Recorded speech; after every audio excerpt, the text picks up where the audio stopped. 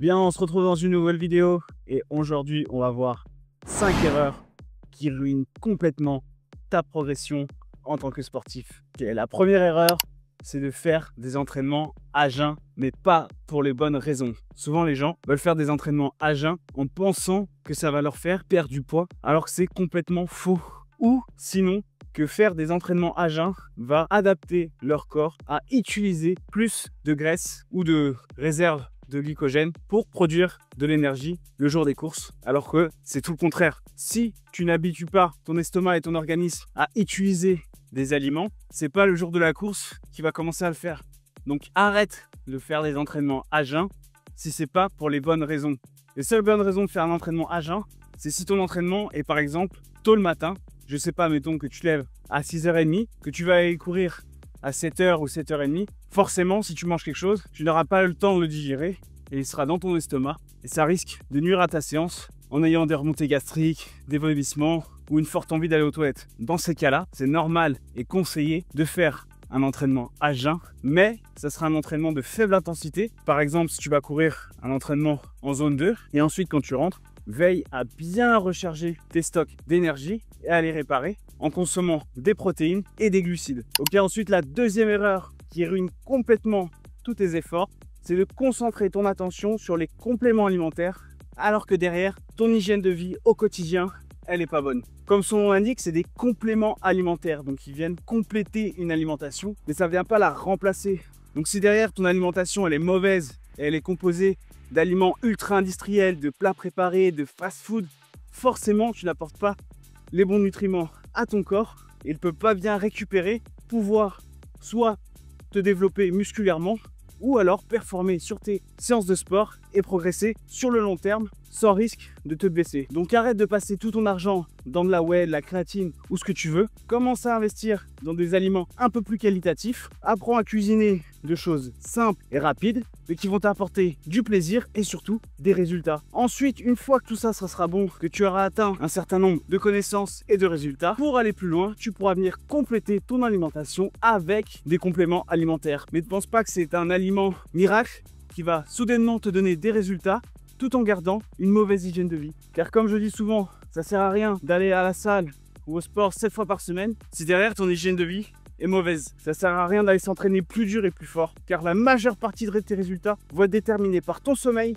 et ton alimentation. Le sport que tu fais, c'est seulement la petite cerise sur le gâteau, mais si le gâteau de base il n'est pas cuit, ça sert à rien d'en mettre dessus, il sera mauvais et tout ce que tu vas faire, c'est te blesser, arrêter totalement ce que tu as entrepris, reprendre tes kilos perdus, et voilà. C'est un cercle vicieux. Ok, ça nous amène à la troisième erreur la plus fréquente en tant que sportif, c'est de bannir complètement un groupe d'aliments. Combien de personnes bannissent par exemple les glucides de leur alimentation en pratiquant des diètes cétogènes en pensant que ça va leur donner plus de résultats alors qu'ils n'ont aucune pathologie?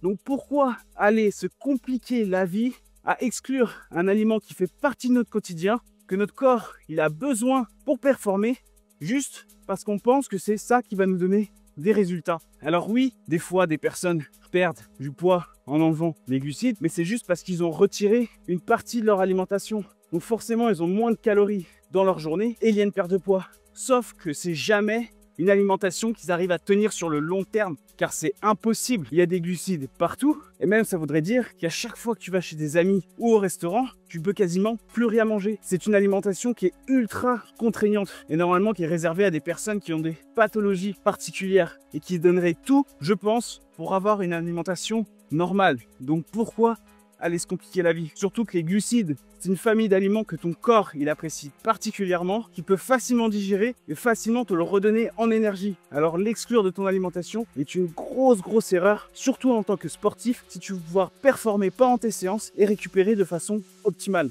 Après, bien sûr, il y aura toujours des exceptions, mais je te garantis que dans 99,9% des cas, exclure un groupe d'aliments est une très mauvaise idée. En plus, quoi de mieux qu'une grosse plâtrée de pâtes ou de riz après une bonne journée de sport pour se détendre, bien récupérer et repartir le lendemain avec l'envie de tout déchirer. Moi, du coup, ça nous amène à la troisième erreur la plus fréquente chez les sportifs, c'est de ne pas avoir de stratégie nutritionnelle. Ça rejoint le point numéro 1 avec les entraînements à jeun. Mais combien de sportifs font des entraînements au quotidien assez poussés, que ça soit en endurance, au crossfit ou dans d'autres disciplines, et qui n'ont aucune stratégie nutritionnelle, que ça soit avant l'effort pendant l'effort ou après l'effort. Du coup, ton corps, il n'est jamais dans de bonnes conditions pour pouvoir se développer musculairement et surtout récupérer de façon optimale pour éviter de te blesser. Donc avoir une bonne stratégie nutritionnelle, c'est la base. À toi de tester des aliments avant tes séances pour voir ceux qui te conviennent, ceux que tu digères bien et qui te donnent assez d'énergie. Et pour ça, ça peut être des protéines, des lipides, des glucides, c'est à toi d'essayer.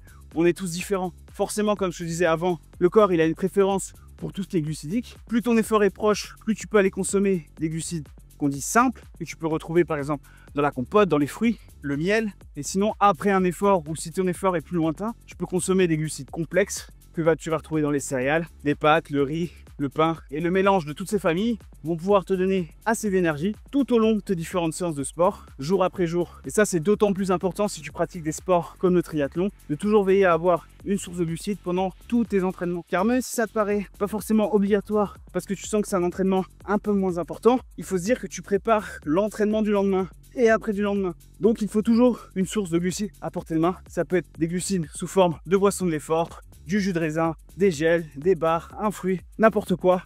Mais c'est très important de toujours avoir une source de glucides pour déjà préparer ta récupération et déjà préparer ta prochaine séance. C'est comme ça que tu vas pouvoir tenir dans le temps, répéter des séances assez exigeantes et surtout progresser de manière continue sans te blesser. Car comme on dit tout le temps, un athlète qui progresse, c'est un athlète qui se blesse pas. Ok, ça nous emmène à notre cinquième et dernier point. Tu ne testeras rien le jour de la course. Combien de sportifs, d'athlètes pro ou amateurs ont dû abandonner une course à cause de problèmes digestifs parce que ce jour-là, ils ont décidé de tester un nouvel aliment, de tester une nouvelle marque de barres ou de gel alors qu'ils n'ont jamais consommé avant ou à l'entraînement. Et pourquoi faire ça? C'est gâcher des mois d'entraînement juste pour une erreur que tu aurais pu éviter. On ne teste jamais de nouveaux matériels le jour de la course. Pourquoi en préparer avec de la nutrition alors que c'est encore plus sensible car c'est quelque chose qu'on vient ingérer qui est directement dans notre estomac. Donc forcément, si tu lui fais découvrir quelque chose qu'il n'a pas l'habitude de voir, il va être un peu en mode panique et tu vas avoir beaucoup plus de mal à le digérer. Il va te rester sur le ventre. Tu vas avoir des remontées acides, des vomissements ou même de la diarrhée.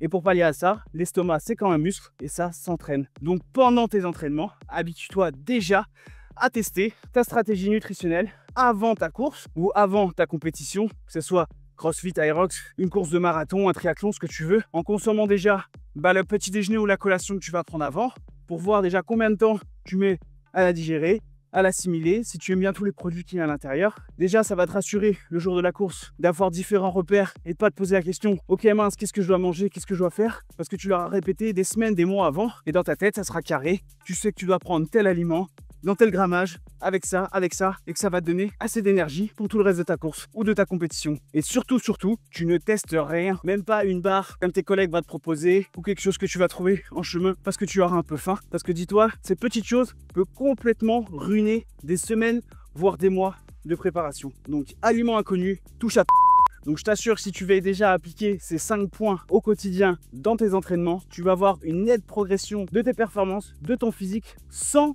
t'entraîner plus ou plus fort. C'est quand même incroyable, non? Dans la prochaine vidéo, on verra exactement ce qu'il faut faire pour bien récupérer derrière ta séance de course à pied, de vélo ou de musculation. Alors, n'oublie pas de t'abonner, de liker, lâcher un petit commentaire pour le référencement de la vidéo et on se retrouve bientôt. Bye!